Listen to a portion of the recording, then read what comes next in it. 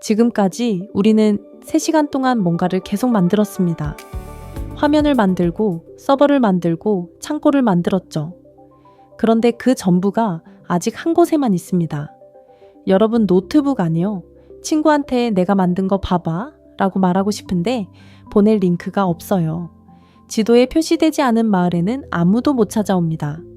오늘은 그 마을에 좌표를 찍고 간판을 달고 손님이 몰려도 안 무너지게 만드는 이야기입니다. 여기는 구역4, 별칭은 세상으로 나가는 길입니다. 지난 구역들에서 우리는 내 땅 안에 건물을 세웠어요.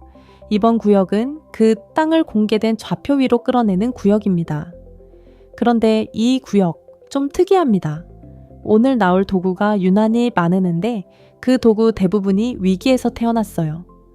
누구는 쓰던 도구를 빼앗겨서 이 주만에 새로 만들었어요. 누구는 멀쩡한 회사를 스스로 갈아엎었고요. 또 누구는 퇴근 후에 취미로 짠 코드 때문에 나중에 압수수색을 당합니다. 그래서 오늘은 기술 이야기이자 그 기술을 만든 사람들 이야기입니다. 먼저 겉부터 빼고 갑시다. 서버라는 단어요. 영화에 나오는 불빛 깜빡이는 거대한 기계실을 떠올리는 분이 많아요. 결론부터 말씀드리면 서버는 그냥 컴퓨터입니다. 차이는 딱 하나예요. 꺼지지 않고 24시간 깨어서 누가 뭐 물어보면 답해줄게 하고 기다린다는 것. 여러분 노트북도 설정만 하면 서버가 됩니다. 안 할 뿐이죠. 서버라는 말 자체가 시중드는 자라는 뜻이에요. 식당 서버가 주문을 받아 음식을 가져다 주듯 컴퓨터 서버는 손님의 요청을 받아 응답을 가져다 줍니다. 그 손님 역할을 하는 게 여러분의 브라우저고요. 이 요청과 응답의 왕복이 웹의 심장 박동입니다. 그럼 세상의 수많은 컴퓨터 중에서 그 서버를 어떻게 콕 집어 찾아갈까요? 4가지가 협력합니다. 첫째, IP 주소. 인터넷이라는 땅 위의 좌표예요. 숫자 묶음입니다. 둘째, 도메인. 그 좌표 위에 세운 간판이죠. 사람이 숫자를 외울 순 없으니까요. 셋째, DNS. 간판 이름을 받아서 진짜 좌표를 찾아주는 안내 데스크입니다. 브라우저는 주소창에 이름을 받자마자 가장 먼저 이 안내 데스크에 들러요. 넷째, 포트. 좌표까지 찾아가 건물 앞에 도착해도 끝이 아니거든요. 건물에는 출입구가 여러 개 있습니다. 정문, 후문, 택배 창구. 컴퓨터도 똑같아서 하나의 IP 안에 번호 붙은 문이 잔뜩 있어요. 둘만 기억하세요. 80번문은 평범한 웹, 443번문은 자물쇠에 채운 웹입니다. 그리고 여기서 아주 흔한 오해, 하나. 도메인 샀으니 이제 사이트 뜨겠지. 아닙니다. 간판만 산 거예요. 그 간판이 어느 건물을 가리키는지 적어주기 전까지 간판은 허공에 떠 있습니다. 자, 이제 모두가 한 번씩 겪는 그 장면입니다. 터미널에 명령어를 칩니다. 로컬호스트라는 주소가 뜹니다. 클릭하면 내가 만든 사이트가 짠하고 나와요. 신납니다. 친구한테 그 주소를 그대로 보냅니다. 답장이 옵니다. 안 열리는데 여기서 처음으로 멘붕이 오죠. 정체를 까봅시다. 로컬호스트는 나 자신을 가리키는 주소입니다. 숫자로는 127.0.0.1. 이건 글로벌 좌표가 아니에요. 모든 컴퓨터가 각자 여기는 나라고 부르는 이름입니다. 거울을 보면서 이 사람이 나라고 하는 거랑 같아요. 내가 그렇게 말하면 내 컴퓨터를 가리키고 친구가 그렇게 말하면 친구 컴퓨터를 가리킵니다. 그 주소를 보내봐야 친구 컴퓨터는 나한텐 그런 사이트 없는데 하는 게 당연하죠. 조금 더 들어가면 문지기가 둘 더 있습니다. 넷과 방화벽이에요. 내세운 공유기가 집안의 여러 기기를 바깥에서는 하나의 대표 주소로 바꿔주는 교환원입니다. 덕분에 바깥에서는 내 노트북이 직접 안 보여요. 공유기라는 정문만 보입니다. 방화벽은 그 정문 앞에 선 경비원이고요. 기본값이 보통 바깥에서 들어오는 건 일단 막아예요. 그러니까 친구가 내 공인 IP를 알아내도 경비원이 문을 안 열면 못 닫습니다. 정리하면 이렇습니다. 내 개발 서버는 지금 잠긴 사유지 안에서만 돌고 있어요. 거실 안에 나만 들어갈 수 있고 바깥 세상에서는 문지기들에 막혀 보이지 않습니다. 친구가 못 보는 건 버그가 아니라 정상이에요. 그럼 어떻게 세상에 내놓느냐? 공개된 좌표를 가진 늘 깨어있는 손님 밖에 설정된 컴퓨터에 내 코드를 올려두면 됩니다. 그게 배포예요. 그 공개 부지 위에서 손님을 맞는 가게가 두 종류라는 것도 알아야 합니다. 같은 서버, 간판을 달았는데 일하는 방식이 완전히 달라요. 웹서버는 자판기입니다. 진열대에 만들어둔 캔이 꼬여있고 버튼을 누르면 정해진 그 캔이 툭 떨어져요. 빠르고 단순하고 실수가 없습니다. 누가 눌러도 이 범 버튼은 항상 같은 콜라예요. 여기서 캔에 해당하는 게 이미 완성된 파일들입니다. 이미지, CSS, 문서, 와스는 바리스타입니다. 메뉴판에 캔이 없어요. 오트밀크 라떼에 샷 추가, 시럽은 반만요. 하면 그 자리에서 원두 갈고 우유 데워서 즉석으로 만들어 건넵니다. 같은 손님이 와도 주문이 다르면 결과가 달라요. 로그인한 사람 이름이 뜨는 페이지, 검색어에 따라 달라지는 결과, 장바구니. 구여기에서 우리가 만든 그 똑똑한 일꾼이 바로 이 바리스타입니다. 왜 나누냐고요? 자판기더러 라떼를 만들라 하면 못하고 바리스타더러 종일 캔만 떨어뜨리라 하면 그 비싼 솜씨가 아깝고 줄도 길어지니까요. 가게가 잘 되면 손님이 몰립니다. 여기서 옛날 서버들이 다 같이 부딪힌 벽이 있어요. 이름하여 C10K 문제입니다. 동시에 10,000명이 접속하면 서버가 버틸 수 있느냐? 이 질문이에요. 1990년대 말에 이게 정말 심각한 난제였습니다. 이 이름을 붙인 사람이 엔지니어 된 키걸이에요. 1999년입니다. 그런데 재미있는 게 그가 든 원조 사례는 웹이 아니었습니다. 기가비트 회선으로 동시에 10,000명한테 파일을 뿌리던 어느 파일 배포 현장이었어요. 우리가 지금 웹 이야기를 하면서 쓰는 이 용어가 사실은 웹 바깥에서 온 겁니다. 그가 한 일은 코드를 짠 게 아니에요. 문제에 이름을 붙인 것이었습니다. 그리고 그 이름 하나가 이후 엔진엑스와 노드.js 같은 서버들이 나아갈 방향을 미리 그려준 이정표가 됐어요. 왜 어려웠는지 봅시다. 당시 흔한 방식은 이랬어요. 손님 1명당 일꾼 1명을 전담으로 붙인다. 손님이 앉아서 주문하고 기다리고 먹고 계산할 때까지 그 일꾼은 옆에 붙어 다른 일을 못합니다. 손님 10,000명이면 일꾼 10,000명이에요. 일꾼 하나 두는데도 메모리가 듭니다. 게다가 손님 대부분은 사실 기다리는 중이에요. 일꾼들은 그 옆에서 멍하니 서 있습니다. 일은 안 하는데 자리만 차지하죠. 그러다 10,000명 선에서 서버가 픽 쓰러집니다. 여기서 엔진엑스가 발상을 뒤집었어요.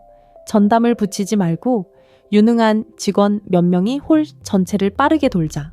한 손님이 메뉴를 고민하는 동안 그 직원은 옆 테이블 주문을 받고 또 옆 테이블에 물을 가져다 줍니다. 기다림. 이 생기는 순간 그 짬에 다른 일을 끼워 넣는 거예요. 손님은 누가 항상 자기를 봐주는 것처럼 느끼지만 실제론 소수가 수천 개의 일을 번갈아 쳐내고 있어요. 이게 이벤트 기반 방식입니다. 엔진엑스에는 두 번째 정체가 있습니다. 이 친구는 건물 정문에 안내 데스크로도 섭니다. 손님은 모든 요청을 일단 여기에 던져요. 그럼 보고 판단합니다. 이건 이미지네? 내가 바로 줄게. 이건 그 사람만의 맞춤형 응답이 필요하네? 안쪽 바리스타한테 넘길게. 이렇게 앞단에서 바다 뒤로 넘기는 역할을 리버스 프록시라고 부릅니다. 왜 리버스냐면요. 보통 프록시는 손님 편에 서서 손님 대신 바깥에 나가는 심부름꾼이거든요. 리버스 프록시는 방향이 반대예요. 가게 편에 서서 손님을 맞이하고 안쪽 일꾼들을 가려줍니다. 손님은 안에 바리스타가 1명인지 10명인지 몰라요. 데스크 하나만 상대합니다. 덕분에 안쪽 서버는 바깥에 직접 노출되지 않아 더 안전하고 데스크가 교통정리를 해주니 더 빠릅니다. 그럼 이 엔진엑스는 누가 만들었을까요? 여기서 오늘의 첫 번째 반전입니다. 러시아 대형 포털의 시스템 관리자였던 이고르 시소예프라는 사람이 퇴근하고 개인 시간에 취미로 짠 코드에서 출발했어요. 2004년 10월에 오픈소스로 공개합니다. 그 여가 프로젝트가 지금은 전 세계 웹서버 점유율 1위예요. 대략 3분의 1. 그리고 트래픽이 몰리는 인기 사이트일수록 이 비중이 더 높습니다. 2019년에 F5 네트워크스가 6억 7천만 달러에 인수하면서 취미가 거대한 엑시트로 끝났고요. 그런데 여기서 진짜 드라마가 터집니다. 인수가 끝나고 반년 만에 러시아 경찰이 그의 집과 사무실을 압수수색해요. 옛 고용주가 그 코드는 직원일 때 만든 거니 회사 소유라고 주장한 겁니다. 6억 달러짜리 거래가 끝나자마자 나온 주장이었죠. 파장이 컸습니다. 시소예프의 반박은 단호했어요.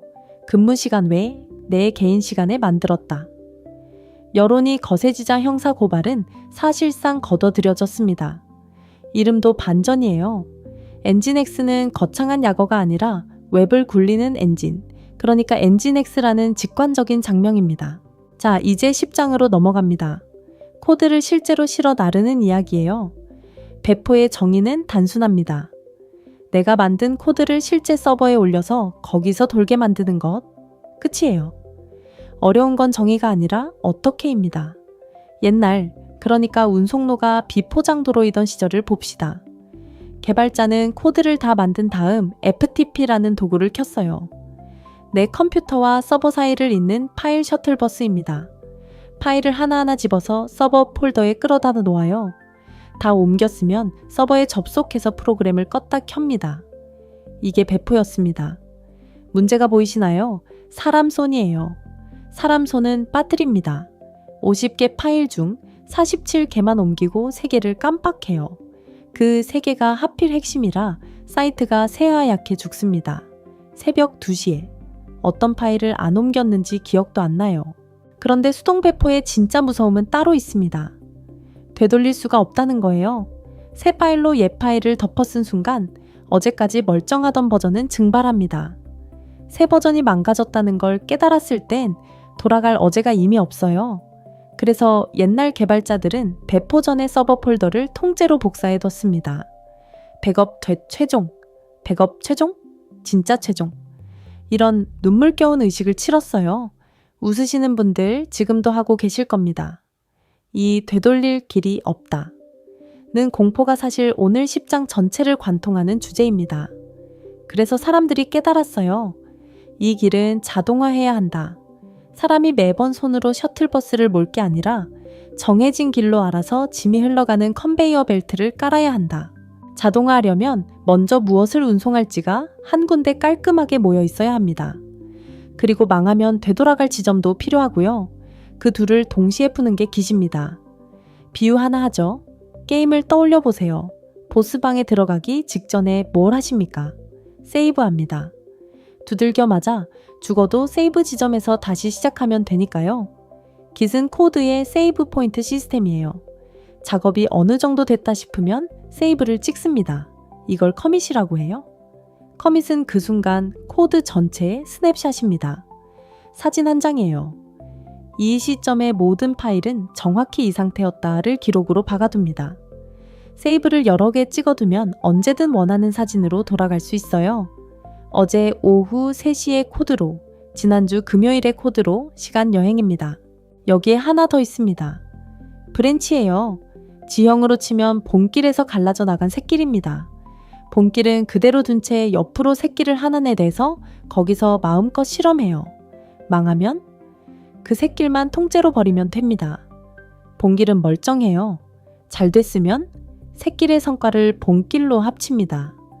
갈림길에서 갈라졌다가 능선에서 다시 만나는 그림이죠. 그럼 깃허브는 뭐냐? 자주 헷갈리는 지점입니다. 깃은 내 컴퓨터 안에서 돌아가는 세이브 시스템 그 자체고, 깃허브는 그 세이브 파일을 클라우드에 올려두고 여러 사람이 함께 쓰는 광장이에요. 깃이 워드 프로세서라면 깃허브는 구글 드라이브 같은 겁니다. 내 노트북이 물에 빠져도 코드는 살아있고요. 그리고 이게 핵심인데 대부분의 자동 배포는 깃허브에 새 세이브가 올라오면 그걸 신호로 출발합니다. 즉, 깃허브는 운송로의 출발역이에요. 그럼 깃이라는 도구 자체는 어떻게 태어났을까요? 운송로 역사상 가장 극적인 이주가 여기 있습니다. 리눅스 커널 개발팀은 비트키퍼라는 상용 도구를 무상으로 써왔어요. 그런데 2005년 한 개발자가 그 도구의 작동 방식을 뜯어보려 한 게 라이선스 위반이 되면서 무상 사용 권한이 통째로 철회됩니다. 수백 명이 동시에 달려드는 거대한 코드를 관리할 도구를 졸지에 잃은 거예요. 리눅스를 만든 리누스 토르발스는 남의 도구를 흉내내는 대신 직접 새로 쓰기 시작합니다. 2005년 4월 7일 첫 커밋. 오늘날 깃의 생일로 기념되는 날이에요. 진짜 어려움은 멈출 수 없다는 데 있었습니다. 매일 수백 명이 커밋을 쏟아내는 커널을 굴리면서 동시에 그 커널을 관리할 도구를 맨바닥부터 만들어야 했어요. 비행기를 몰면서 그 비행기를 조립하는 격이죠. 그런데도 며칠 만에 깃은 자기 자신의 코드를 자기로 관리할 정도가 됐고 이 주챔 병합까지 돌았습니다. 이름도 웃깁니다. 깃이라는 이름은 영국 속어로 재수없는 놈이라는 뜻이에요. 토르발스의 농담이 이겁니다. 나는 자기중심적인 인간이라 내 프로젝트엔 다 내 이름을 붙인다. 처음엔 리눅스, 이번엔 깃. 그리고 정작 본인은 이 역사적인 도구를 넉 달만 끌고 가다 다른 사람에게 넘기고 본업으로 돌아갑니다. 세상을 바꿀 도구를 만들어 놓고 훌쩍 떠난 거예요. 짐은 쌌습니다. 서버로 옮길 차례예요. 그런데 여기서 운송로 최악의 함정이 기다립니다. 모든 개발자가 한 번쯤 외쳐본 그 문장. 내 컴퓨터에선 됐는데? 왜 이럴까요? 코드는 혼자 돌지 않기 때문입니다. 코드 주변엔 환경이라는 게 있어요. 어떤 버전의 언어가 깔려 있는지, 어떤 부품이 어떤 버전으로 설치되어 있는지, 운영체제가 뭔지, 내 노트북의 환경과 서버의 환경은 미묘하게 다릅니다. 그 미묘한 차이 하나 때문에 멀쩡하던 코드가 서버에선 픽 쓰러져요. 같은 짐을 옮겼는데 도착지의 땅 모양이 달라서 짐이 안 풀리는 격입니다. 해결책이 기막힙니다. 짐만 보내지 말고 짐이 놓일 땅까지 통째로 같이 보내자. 이게 컨테이너라는 개념입니다. 전 세계 항구에서 화물을 나르는 그 거대한 소의 박스요. 그게 왜 세상을 바꿨을까요? 규격이 똑같아서입니다. 안에 뭐가 들었든 바나나든 자동차 부품이든 박스 크기와 모양이 표준이라 어느 항구의 어느 크레인이든 똑같이 집어올리고 똑같이 쌓아요. 내용물은 신경 안 씁니다. 소프트웨어 컨테이너도 똑같아요. 내 코드에 그 코드가 필요로 하는 환경까지 전부 하나의 표준 박스에 통째로 포장합니다. 그러면 이 박스는 내 노트북에서든 서버에서든 친구 컴퓨터에서든 안에서 똑같이 돌아요. 도착지의 땅 모양이 어떻든 상관없습니다. 자기가 놓일 땅을 박스 안에 들고 다니니까요. 내 컴퓨터에선 됐는데 골짜기가 통째로 메워집니다. 용어 2개만 정확히 가르고 갑시다. 이미지는 박스의 설계도이자 스냅샷이에요. 이 박스 안에는 이 코드, 이 언어 버전, 이 부품을 넣어라 라는 완성된 레시피입니다. 컨테이너는 그 설계도대로 실제로 띄워서 돌아가고 있는 실행본이고요. 레시피 한 장으로 똑같은 요리를 여러 접시 만들 수 있죠. 그래서 같은 이미지로 서버 여러 대의 똑같은 컨테이너를 순식간에 띄울 수 있습니다. 자주 나오는 오해 하나. 컨테이너는 가상 컴퓨터 아닌가? 비슷해 보이지만 결정적으로 다릅니다. 가상 머신은 박스 하나하나에 운영체제 전체를 통째로 집어넣어요. 무겁고 뜨는데 오래 걸립니다. 컨테이너는 운영체제의 핵심을 바깥 컴퓨터 것을 공유하고 박스 안엔 코드와 꼭 필요한 부품만 넣어요. 그래서 훨씬 가볍고 순식간에 뜹니다. 이걸 가능하게 한 대표 도구가 도커입니다. 2013년에 나왔어요. 그런데 여기서 오해 하나 풀고 갑시다. 도커는 컨테이너를 발명하지 않았습니다. 자원을 가두고 프로세스를 격리하는 재료는 이미 리눅스 커널 안에 있었어요. 다만 너무 어려워서 전문가만 다뤘습니다. 도커가 한 일은 그 날것의 기능을 누구나 명령어 몇 줄로 쓸 수 있게 포장한 거예요. 발명이 아니라 포장의 혁신이었습니다. 그럼 누가 내놨느냐? 솔로몬 하익스입니다. 2013년 초 그의 회사는 망하고 있지 않았습니다. 유료 고객도 있었고 사업도 굴러갔어요. 다만 충분히 빨리 성공하지는 못한다. 는 느낌을 떨칠 수 없었죠. 그는 이걸 천천히 삶아지는 개구리에 비유했습니다. 그래서 회사 내부에서 쓰던 도구에 전부를 걸기로 합니다. 대가는 잔인했어요. 엔지니어들에게 지난 몇 달간 만든 걸 전부 폐기한다고 통보해야 했고 일부를 내보냈습니다. 게다가 이건 같은 문제를 풀려던 6번째 시도였어요. 공개 무대도 사고에 가까웠습니다. 30명쯤 들어올 작은 방을 예상했는데 메인 스테이지로 배정돼 수백 명 앞에 서게 됐어요. 게다가 누군가 미완성 사이트를 커뮤니티에 올리면서 아직 오픈소스도 아닌 허풍이라고 깝니다. 자존심이 상한 팀은 그 자극에 떠밀려 이 주 만에 오픈소스로 강행 출시해요. 비웃음이 출시를 앞당긴 셈입니다. 자, 이제 아까 약속한 컨베이어 벨트를 깔 차례입니다. 이름이 CICD예요. 알파벳 4글자가 무섭게 생겼지만 별거 아닙니다. CI는 자동 검사예요. 여러분이나 AI가 코드를 고쳐서 깃허브에 올리는 순간 벨트의 첫 구간이 자동으로 돕니다. 코드를 빌드해보고 미리 짜둔 테스트를 돌려요. 사람이 일일이 확인 안 해도 벨트가 이상 없음이나 여기서 깨졌음을 알려줍니다. 망가진 짐이 도착지까지 흘러가기 전에 입구에서 걸러내는 검수대예요. CD는 검수를 통과한 짐을 자동으로 서버에 풀어놓는 구간이고요.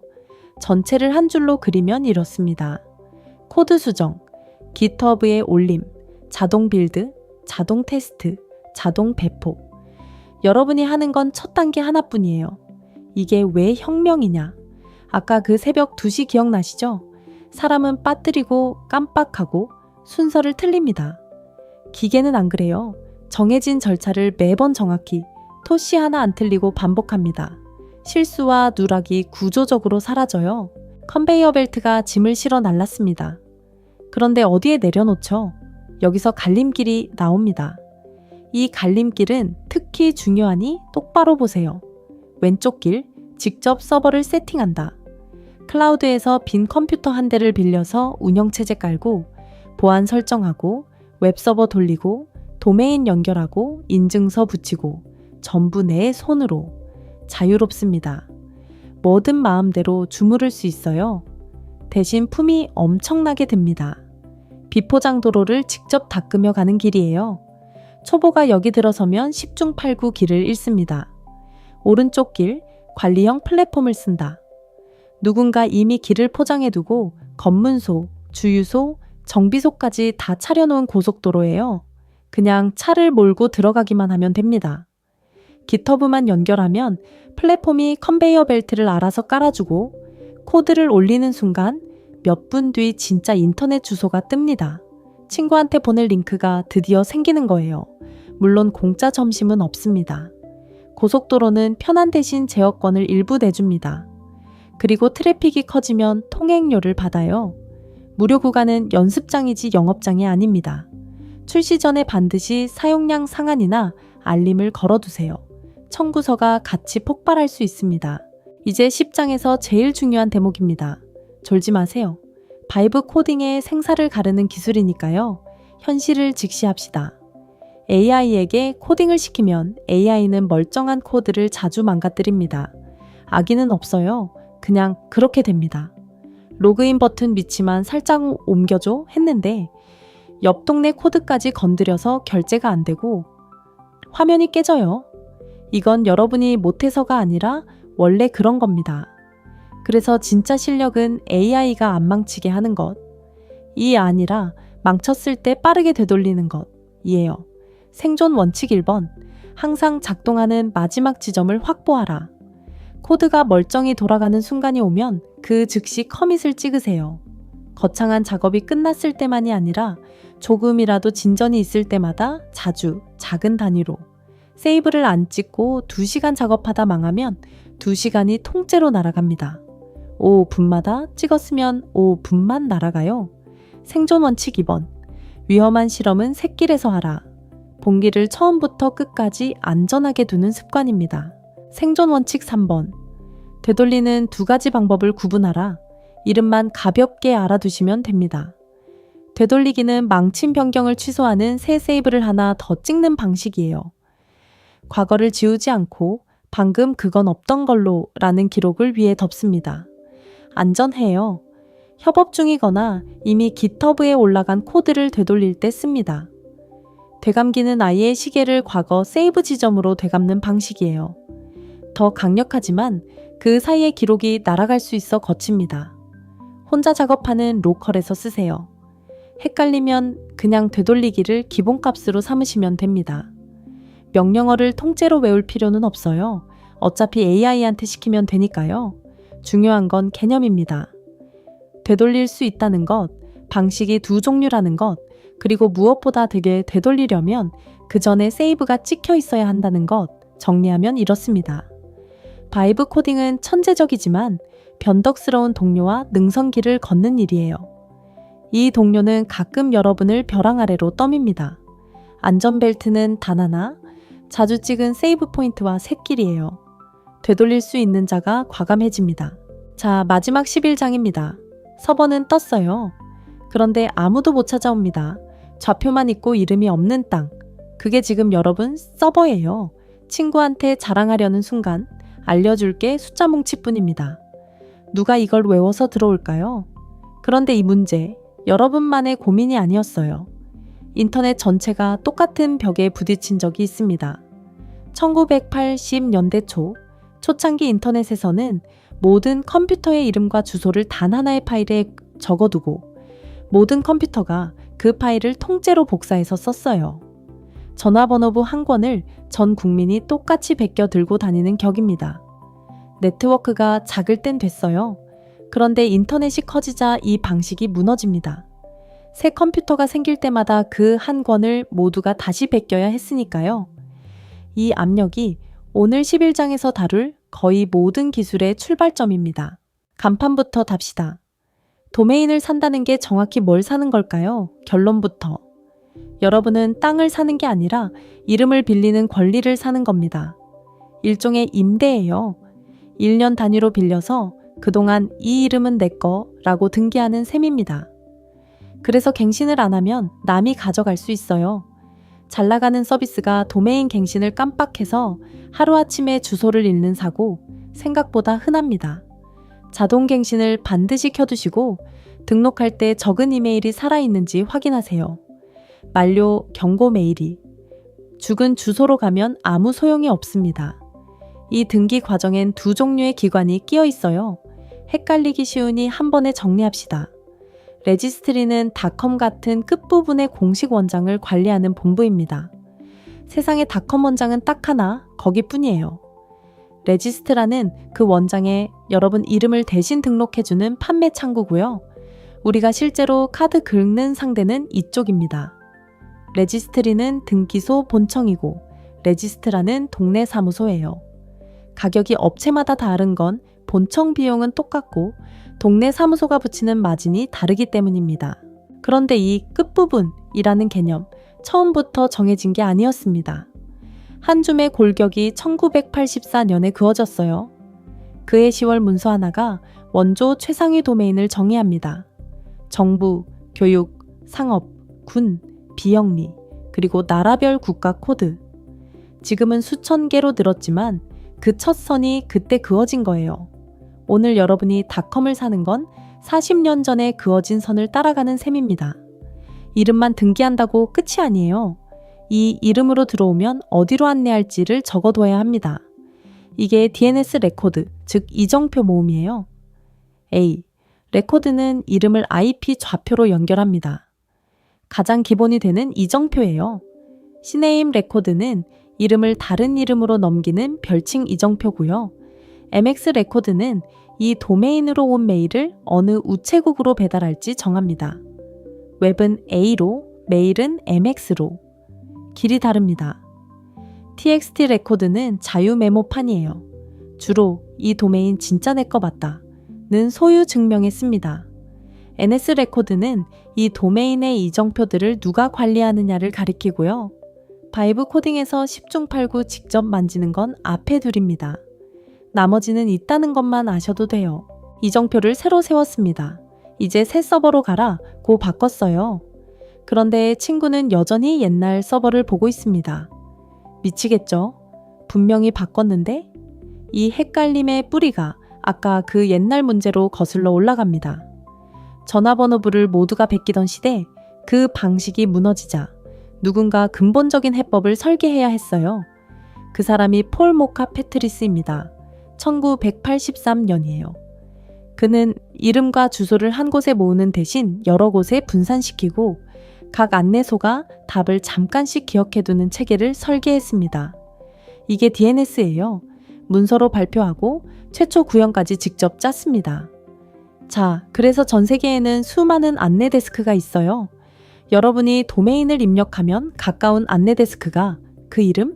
잠깐, 내가 알아 하고 즉답합니다. 매번 본부까지 물어보면 너무 느리니까 한 번 알아낸 답을 복사본으로 들고 있다가 꺼내주는 거예요. 빠릅니다.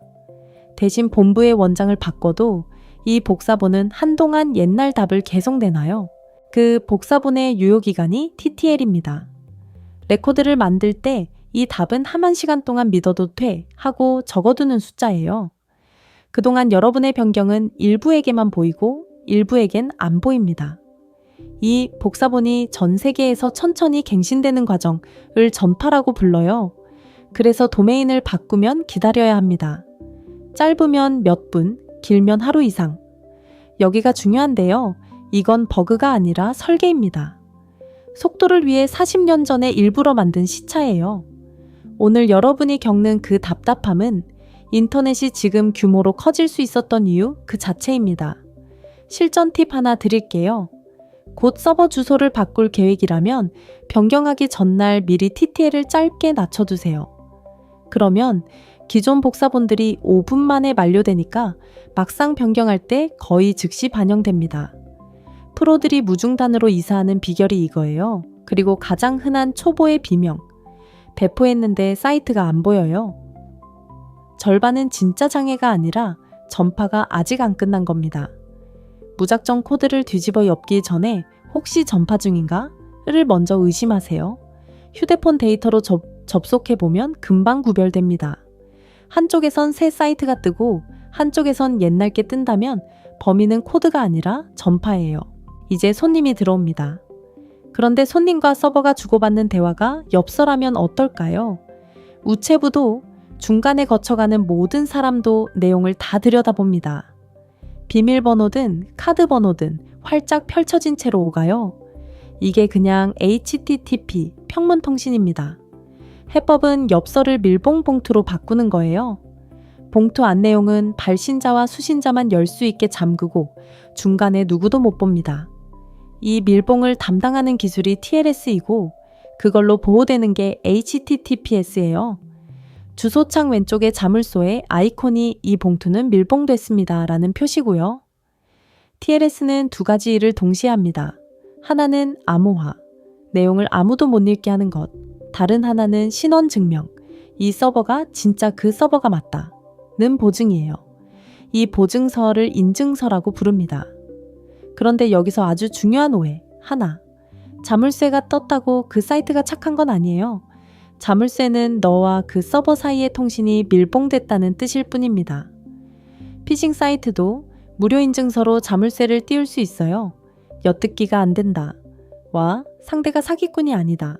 는 완전히 다른 말입니다. 그런데 이게 얼마나 위험한지 보안 전문가들은 오래전부터 점잖게 경고해 왔어요. 그리고 점잖은 경고는 아무도 안 듣습니다. 판을 바꾼 건 한 개발자의 도발이었어요. 2010년 10월 보안 컨퍼런스에서 에릭 버틀러가 브라우저 확장 하나를 공개합니다. 이게 뭘 했냐면요. 카페 같은 공용 와이파이에서 떠다니는 암호화 안 된 흔적을 가로차에서 옆자리 사람의 계정에 클릭 한 번으로 그대로로 로그인하는 걸 시연했어요. 전문 지식이요?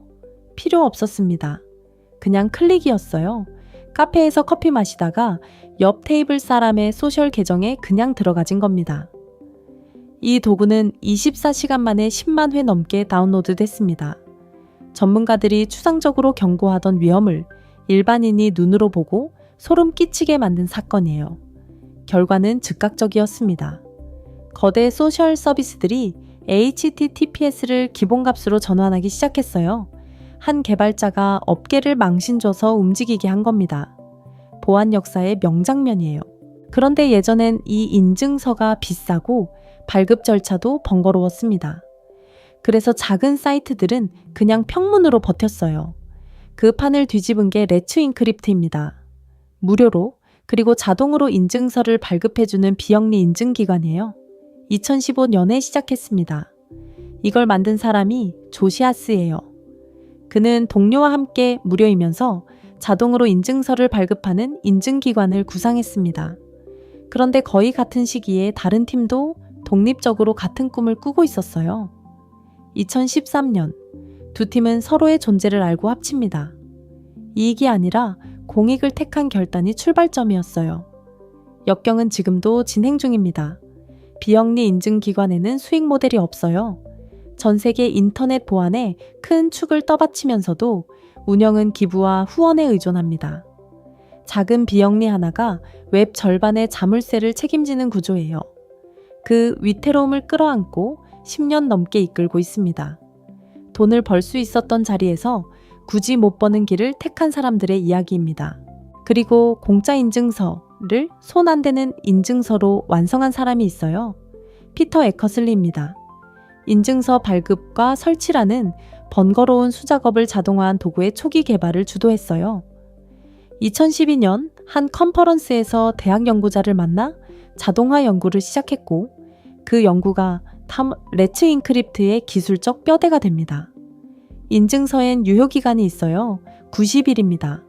그래서 자동갱신이 핵심이에요. 짧은 유효기간은 단점이 아니라 의도된 설계입니다.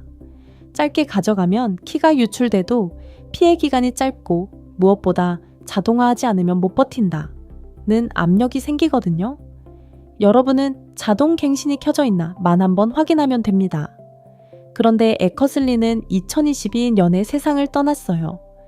오늘 우리가 누리는 자동갱신되는 무료 자물쇠의 상당 부분이 그가 남긴 코드 위에 서 있습니다. 동료들은 그를 이렇게 회고해요. 회의에 늘 가방을 메고 자전거 헬멧에 눌린 머리와 페달을 밟아 발그레해진 볼로 나타났다고. 인터넷 절반의 보안을 떠받친 사람이 실은 자전거로 통근하는 소탈한 일상의 사람이었다는 것. 거대한 인프라는 늘 이런 평범한 사람들의 손에서 나옵니다. 서비스가 잘 됐습니다. 어느 날 어딘가에 소개돼서 사람이 한꺼번에 몰려요. 서버 한 대가 받을 수 있는 손님 수엔 한계가 있습니다. 줄이 길어지고 응답이 느려지고 결국 뻗어요. 가장 잘 나갈 때 무너지는 겁니다. 세상에서 제일 억울한 종류의 실패죠. 1990년대 말 웹이 폭발적으로 커지면서 사람들은 페이지 하나 뜨는데 한참을 기다려야 했어요. 당대 사람들은 월드 와이드 웹을 빅고와 월드 와이드 웨이트, 그러니까 전 세계가 기다리는 망이라고 불렀습니다. 트래픽을 견디는 무기를 차례로 봅시다. 첫째, 로드 밸런서예요. 은행에 손님이 몰리는데 창구가 하나뿐이면 줄이 끝없이 길어지죠. 그래서 입구에 안내원을 씁니다. 1번 창구 비었어요. 저쪽으로. 들어오는 요청을 여러 서버에 골고루 나눠보내요. 둘째, 오토 스케일링. 안내원이 줄을 보다가 붐빈다 싶으면 창구를 자동으로 더 엽니다. 손님이 빠지면 다시 닫고요. 새벽엔 한두 대로 조용히 돌다가 폭주하면 순식간에 10대로 늘었다가 다시 줄어듭니다. 셋째, CDN입니다. 이미지나 동영상 같은 무거운 파일을 매번 본 서버에서 보내면 느리고 부담스럽죠. CDN은 그 파일들의 복사본을 전 세계 곳곳에 미리 깔아두고 손님이 가장 가까운 곳에서 받게 해줍니다. 서울 손님은 서울 근처에서, 뉴욕 손님은 뉴욕 근처에서요. 이게 바로 아까 그 기다리는 망을 풀려고 태어난 발명입니다. 그런데 이걸 푼 게 더 좋은 케이블이 아니라 더 좋은 수학이었어요. 1990년대 말 웹을 만든 팀 버너스리가 다가올 혼잡을 우려하며 동료들에게 근본적 해결을 제안합니다. 복도 건너편의 응용수학 교수가 그 도전을 받아들였고 그의 대학원생 데니 루이니 콘텐츠를 사용자 가까이 분산 복제하는 방법을 알고리즘으로 풀어냈어요. 그 결실이 1998년의 창업입니다. 오늘 넷플릭스와 유튜브의 속도가 그가 깐 길 위에 있어요. 그런데 그의 삶에는 기술사가 비극과 교차하는 지점이 있습니다.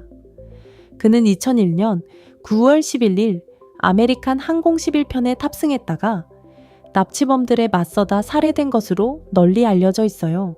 31살이었습니다. 오늘 전 세계 웹의 속도를 떠받치는 기술을 발명한 사람이 그 기술이 채에 꼽히기도 전에 세상을 떠났다는 것. 정리하면 이렇습니다. 로드 밸런서는 나누고 오토스케일링은 늘렸다 줄이고 CDN은 가까이서 줍니다. 트래픽을 견디는 세 가지 무기예요. 셋 다 직접 손으로 구축하는 게 아니라 요즘은 클라우드 콘솔에서 몇 번 클릭하거나 배포 플랫폼이 기본으로 깔아주는 경우가 많습니다. 그래서 더더욱 원리만 알면 돼요. 여기서 함정 둘만 짚고 갑시다. 첫째, 늘어나는 서버 수만큼 비용도 늘어납니다. 악의적 트래픽이나 폭주가 그대로 청구서로 돌아와요. 상한선을 꼭 걸어두세요. 둘째, 이게 더 중요한데요. 서버는 늘려도 그 뒤에 데이터베이스가 한 대뿐이면 결국 거기서 막힙니다. 앞단 창구만 늘리고 뒤에 금고가 하나면 줄은 금고 앞으로 옮겨갈 뿐이에요. 병목은 가장 약한 고리에 생깁니다. 마지막입니다. 배포가 끝났다고 일이 끝난 게 아니에요. 여기서 초보와 프로가 갈립니다. 초보는 배포하면 손 털고 떠나요. 프로는 압니다. 배포는 시작이고 그때부터 서버는 혼자 살아간다는 걸요. 그 살아있는 서버가 잘 있는지 어떻게 알까요? 사용자가 사이트 죽었어요 하고 알려줄 때까지 기다릴 건가요? 그건 손님이 화내며 떠난 뒤에야 불난 걸 아는 가게 주인꼴입니다. 세 가지를 갖추세요. 로깅은 비행기의 블랙박스예요. 서버가 매 순간 무슨 행동을 했는지 기록을 남깁니다. 평소엔 안 보지만 사고가 나면 이걸 펴서 원인을 추적해요. 모니터링은 자동차 계기판입니다. 지금 서버가 얼마나 바쁜지, 응답이 얼마나 빠른지 실시간으로 보여줘요.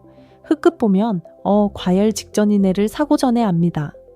에러 추적은 자동사고 신고 시스템이에요. 어딘가에서 코드가 터지면 그 즉시 어디서 무슨 에러가 누구에게 일어났는지 자동으로 잡아서 알림을 쏴줍니다. 사용자가 신고하기도 전에 내가 먼저 알아요. 셋의 공통 목적은 하나입니다. 사용자보다 먼저 장애를 아는 것, 장애는 무조건 일어납니다. 안 일어나게 막는 게 실력이 아니라 빨리 알아채고 빨리 고치는 게 실력이에요. 자, 오늘 걸어온 길을 정리해 봅시다. 서버는 24시간 깨어있는 그냥 컴퓨터고 IP는 좌표, 도메인은 간판, DNS는 안내 데스크, 포트는 출입문 번호였습니다. 내 로컬호스트는 나 자신만 가리키는 잠긴 거실이라 친구한테는 안 보였고요. 그래서 공개 부지로 옮기는 배포가 필요했습니다. 그 길 위에 기시라는 세이브 포인트를 받고 도커라는 표준 박스로 환경까지 포장하고 CI/CD라는 컨베이어 벨트로 자동화했어요. 그리고 도착지에 간판을 달고 밀봉 봉투를 씌우고 안내원과 자동 증설과 가까운 창고로 트래픽을 견디게 했습니다. 마지막으로 계기판과 블랙박스로 지켜보는 법까지 챙겼고요. 그런데 오늘 나온 사람들 한번 떠올려 보세요. 퇴근 후 취미로 짠 코드, 도구를 빼앗기고 2주 만에 만든 도구, 망하지도 않은 회사를 가래엎은 결단, 돈을 안 벌기로 한 비영리, 그리고 수학으로 푼 속도. 이 인프라 전체가 그런 사람들 위에 서 있습니다. 그럼 이걸 AI에게 어떻게 써먹을까요? 오늘 지식의 진짜 쓸모가 여기 있습니다. 사이트가 안 돼요 라고만 하면 AI도 점쟁이가 아니에요. 어느 관문에서 막혔었는지 짚어주면 답이 완전히 달라집니다. 친구한테 안 보여요. 고쳐줘? 가 아니라 내 PC에선 열리는데 외부에서 접속이 안 됩니다. 임시 공개 URL을 만드는 방법과 정식 배포로 가는 선택지를 차이와 함께 알려줘. 또 이렇게요. 도메인 연결했는데 안 떠요. 가 아니라 연결한 지 30분 됐는데 아직 안 열립니다.